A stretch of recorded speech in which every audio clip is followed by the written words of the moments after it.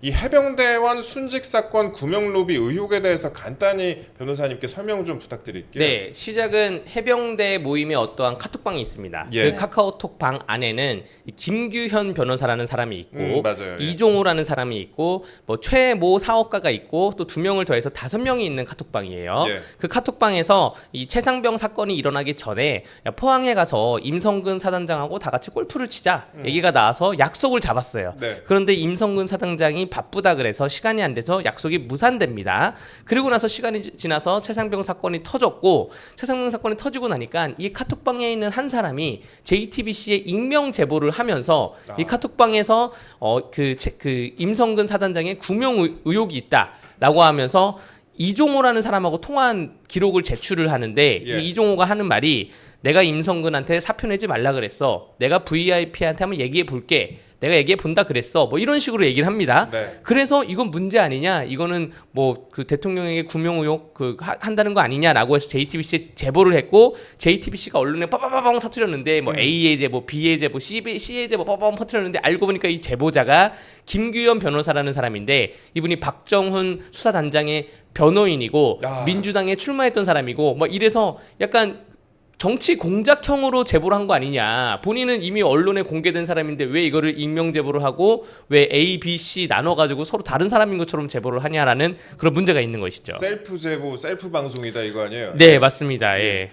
그런 내용들이었는데 그런데 이 사건에서 요즘에 이거 굉장히 자주 매스컴에 등장하고 또 해병대 일부 단체 행사에도 등장하는 분이 있습니다. 아까 이제 변호사님이 말씀하셨던 그 변호사 김규현 변호사라는 네. 사람인데요. 네. 이 사람이 이제 이 사건에 또 키맨으로 등장을 했습니다. 네. 예. 이분은 이제 그 2000년에서 2023년까지 검사 생활을 4년 하고 네. 그리고 2023년에 초에 검사직을 마무리하고 2024년 총선에 뛰어드는 분이에요. 예. 총선에 당시 민주당의 청년 전략지구인 서대문 갑에 공천 신청을 했다가 낙천을 당했습니다. 예. 일단 잠깐 격가지로 민주당의 청년 전략지구에 대해서 한마디 말씀드리자면 청년 전략지구를 지정을 했으면 네. 청년들이 가게 해야지 뭐 검사 출신 변호사가 가고 또 다른 변호사들이 가고 이러면 평소에 열심히 활동한 민주당 내 청년들이 상대적 박탈감과 소외감을 느끼죠. 사실 네. 여기에 이제 권지웅, 성치훈 같은 청년 활동가들이 지원을 했는데 네. 야 너희들 지원해라라고 판을 깔아놨는데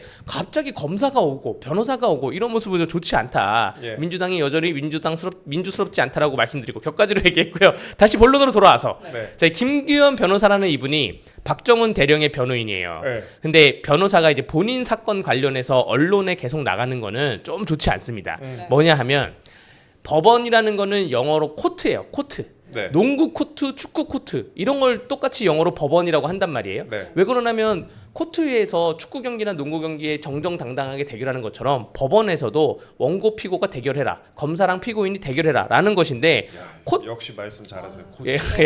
예. 코트 위에서 증거를 내고 코트 위에서 싸워야 되는데 우리가 축구 경기를 나갈 때 축구 운동을 안 하고 예비 운동 안 하고 무슨 언론 플레이하고 기자 접촉하고 국회의원한테 축구 경기 얘기하고 뭐 이러지 않잖아요. 네. 지금 그런 느낌이에요. 김규현 변호사가 약간. 네. 근데 그래서- 아까 또 말씀하셨는데 그 서대문에 또 출마를 하려고 했었는데 그 김규현 변호사가 서대문 을인가요? 서대문 을 갑, 네, 예. 갑인가에 네.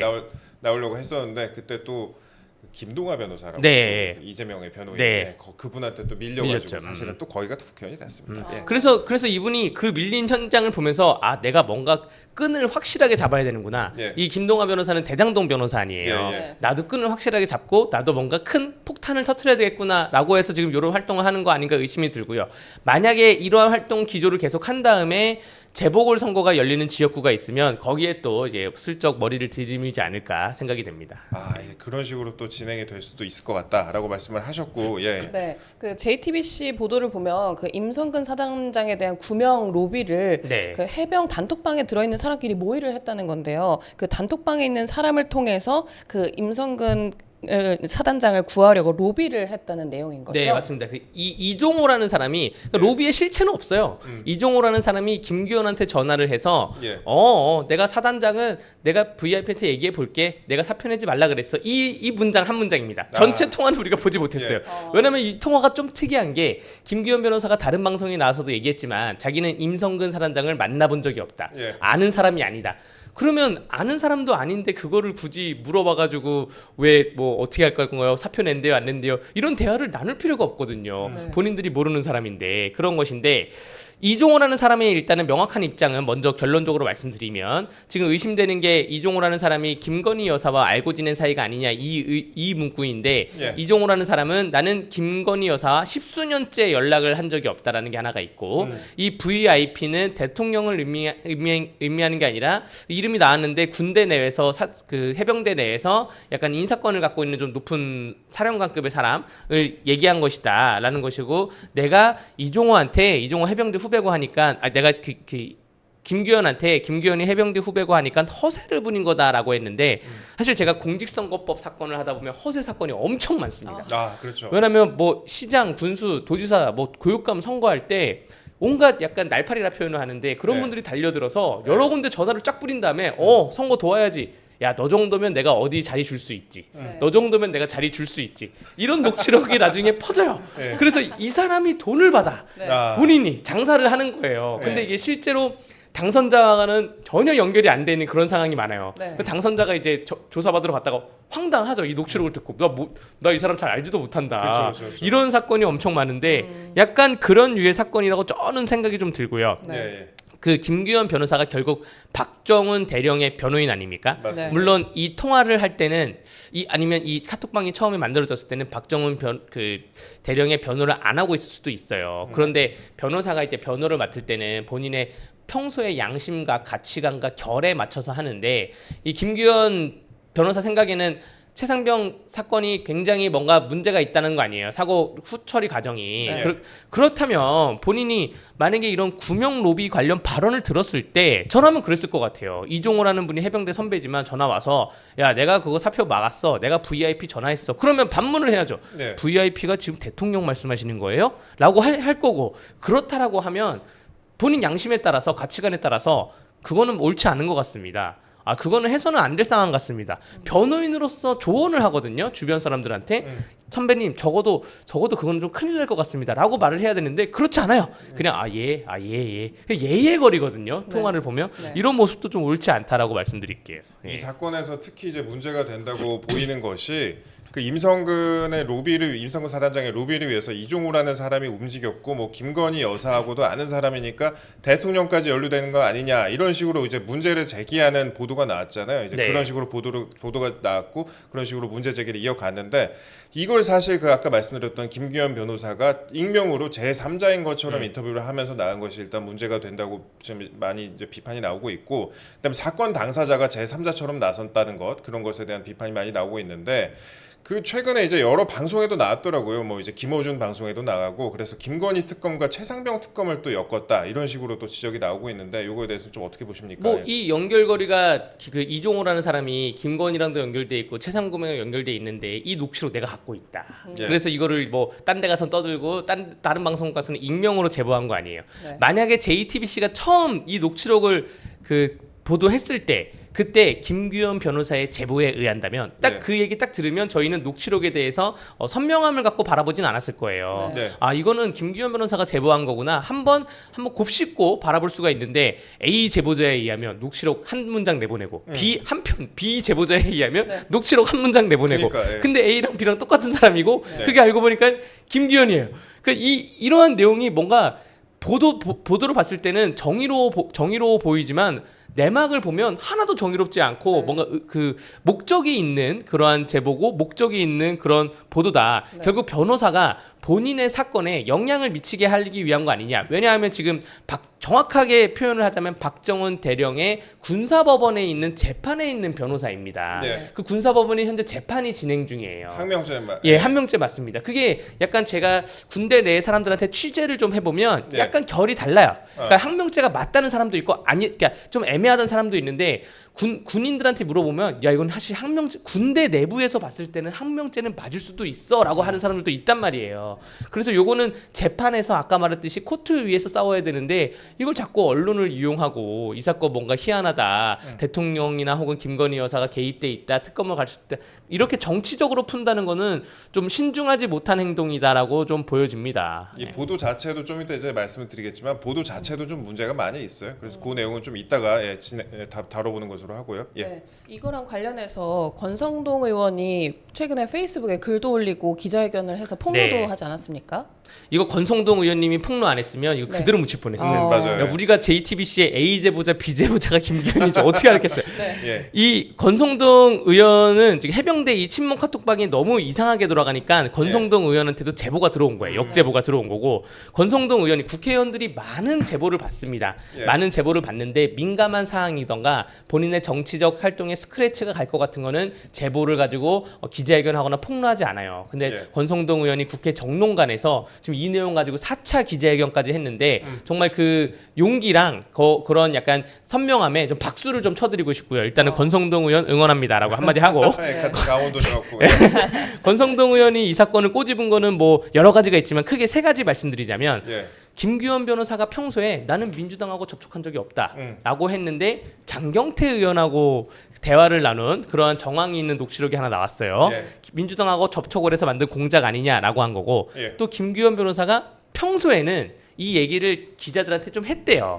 하면서 이러한 녹취록이 있다. 근데 이건 가십거리에 불과해요. 아 이건 제보할 거리도 아니에요. 네. 라고 했는데 그러고 나서 지금 익명의 제보로 한 그러한 좀 이상함 그게 있고 또 세 번째로 그 카톡방에 있는 다른 사람들이 지금 입을 모아서 우리는 민간인이고 우리는 뭐 청와대나 뭐 용산의 대통령실에 로비할 정도의 사람이 아니다. 예. 우리 친한 해병들끼리 모여서 골프 치고 이런 모임이다라고 해서 그런 그 로비할 정도의 위치에 있지 않다고 말한 것까지 이 세 가지 정도까지를 명확히 팩트를 짚으면서 한 건데 일단은 첫 번째로 김규현 변호사가 민주당과 평소에 교감하지 않았다라고 했는데 알고 보니까 장경태 의원하고 수차례 접촉을 한 그런 정황이 있는 녹취록이 발견돼 있습니다. 또 근데 공천까지 신청했었고. 신청했을 예. 거예요. 근데 문제가 뭐냐면 장경태 의원이 김규현 변호사를 별로 신뢰하지 않는 것 같아요. 그 녹취록을 들어보면 예. 그런 일이 있어요? 예. 야 이거는 탄핵이네요. 야 이거 특검이네요. 이게 아니라 약간 거리를 두려고 합니다. 장경태 의원이. 네.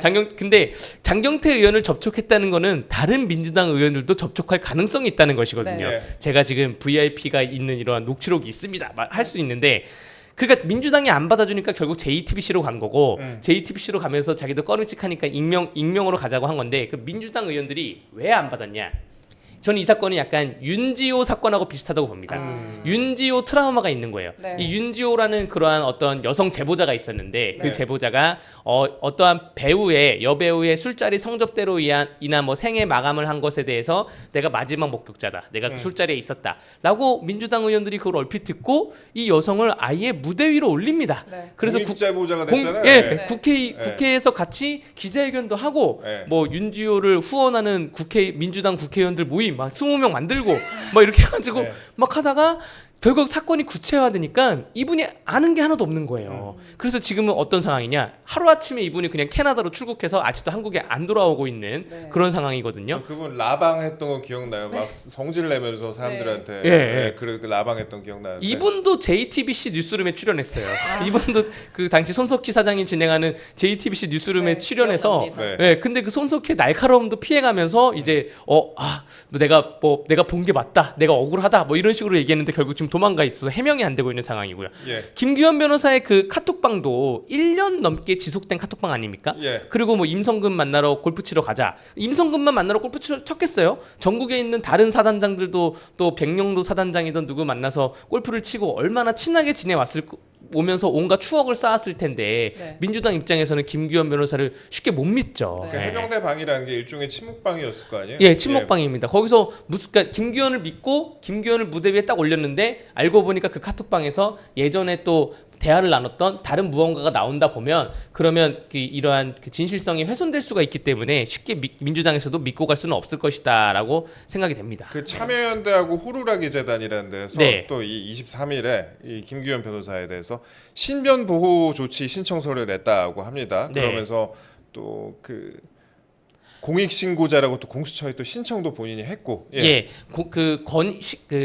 신변 보호 요청은 권익위에다가 어떠한 누군가가 요청을 하면 권익위가 결정을 해서 이 신변 보호자로 그 통보가 되는 것입니다. 네. 아까 말한 윤지호라는 분도 이렇게 참여연대나 이렇게 민주진영에서 신변보호자로 신청을 해서 신변보호가 된 거고요. 그분은 여성분이기 때문에 약간 신변보호가 된 거고 예. 지금 김규현 변호사님은 제가 보기에는 약간 검사 출신의 네. 해병대 출신 아닙니까? 네. 신변보호까지 굳이 필요할까 좀 생각이 들기도 하고요. 네. 저희가 신변보호가 정말 필요한 또 격가지 얘기 하나 재밌는 거 말씀드리면 네. 신변보호를 진짜 원하는 변호사들은 이제 재건축 재개발 조합을 담당하는 변호사들이 있어요. 네. 그 변호사들은 이제 방검복을 공동 구매를 합니다. 실제로 방검복을 차고 다녀요. 그 네. 사건 너무나 이건이 개입되는 사건이어서 맞아, 맞아. 위험성이 있기 때문에 그런 것이고 네. 김규현 변호사님이 신변보호 물론 권익위에서 판단을 할 수도 있겠죠. 근데 네. 제가 보기에 권익위도 윤지호 트라우마가 있을 거예요. 아. 이건 신변보호자로 지정을 해줬다가 또 나중에 아니면 어떡하냐 이러한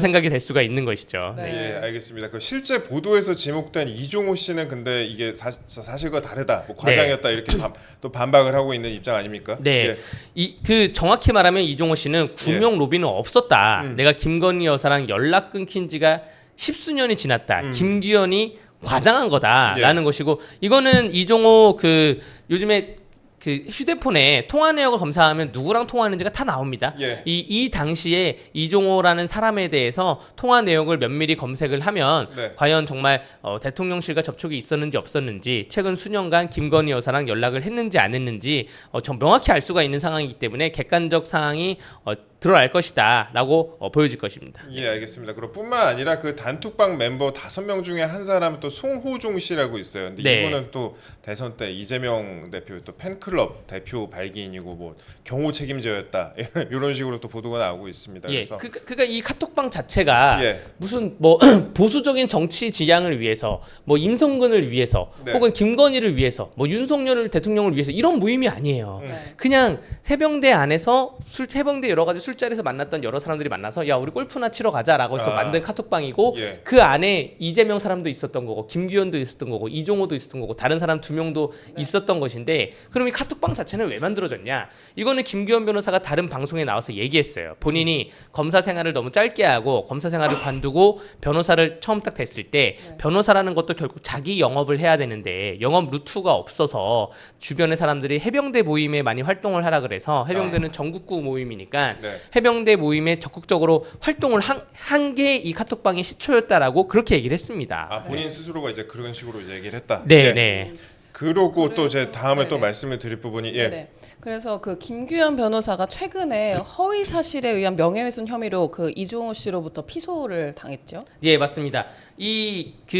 김 변호사와 그 이종호 씨의 작년 8월 9일 녹취록에 따지면 예. 뭐 임 사단장이 사표를 낸다고 송 씨에게 송모 씨가 또 있나 봐요. 송모 씨에게 전화가 와서 아까 말한 송모 씨 예, 전화가 예. 와서 네. 절대 내지 마라. 내가 VIP한테 얘기를 하겠다고 했다라고 말했다는 것인데 그 송 씨는 또 그 같은 날에 김 변호사한테 또 전화 통화해서 나는 사단장만 살피고 있다 이렇게 얘기했다고 하는데 저는 이게 좀 특이한 게 5명의 남자 5명의 카톡방이 있습니다. 예. 그리고 본인들하고 전혀 상관없는 최상병 사건 얘기가 터진 거예요. 네. 이거를 남자 5명들이 서로 막 뭐 오각형 별을 그리면서 서로 통화하는 그런 양상이거든요. 김규현 변호사를 중심으로 해서 예, 예. 김규현 변호사가 여기저기 막 통화를 하는 거예요. 예. 이 양상부터가 저는 약간 바르지 않다고 보는 게 좀 특이하다고 보는 게 예. 변호사들 바빠요. 바빠가지고 뭐 야 누구 예를 들어서 저희 카톡방에 있다가 야 누가 사고 쳤대 이러면 그냥 그래 하고 마는 거지. 네. 이거를 야 무슨 일이야 전화해서 막 돌리고 이러지 않는데 이때부터 전화를 돌린 것이 약간 이 공작을 하기 위한 전초까지는 아니지만 네. 뭔가 뭔가 마음을 먹고 돌린 거 아닌가 이런 생각이 들고요. 예. 결국 이 카톡방에 있는 다른 분들은 본인 내 명예가 너무 훼손됐다. 이 음모론으로 인해서 한 달간 이 근거 없는 음모론 때문에 내 인생이 지금 송두리째 내가 아무 일도 못하겠다라고 해서 수사기관에 제3의 수사기관에 경찰에다가 사실관계를 명확히 확인하기 위해서 교차검증을 받기 위해서 김규현을 허위사실에 의한 명예훼손으로 고소를 했고 네. 우리는 김규현에게 별도로 민사소송도 제출하겠다라는 것이고요. 아이고. 그러면 여기에 핵심인 임성근 사단장의 입장은 뭐냐? 예. 임성근 사단장은 좀 명확히 얘기했어요.